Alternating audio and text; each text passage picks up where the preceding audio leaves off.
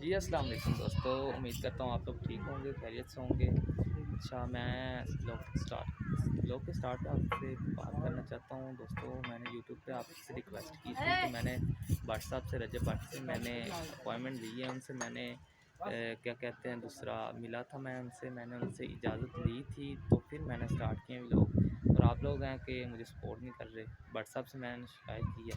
अब आपको दिखाएँगे हम अच्छू डॉन के छोटे भाई बिलाल डॉन। ये हैं जी बिलाल डॉन।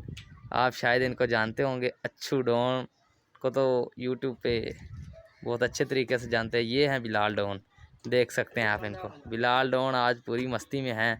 अपनी चेन इन्होंने सोने की चेन उतारी है और दुबई से स्पेशल चेन मंगवाई है पहनने के लिए। देखा अच्छू डॉन को। मैं अच्छू डॉन से मिलने आया था, अच्छू डॉन तो मिले नहीं, तो उनके छोटे भाई हैं बिलाल डॉन। मैंने इनसे कहा कि मुझे शॉर्ट आउट चाहिए आपसे, तो बहुत शुक्रिया इनका। मैं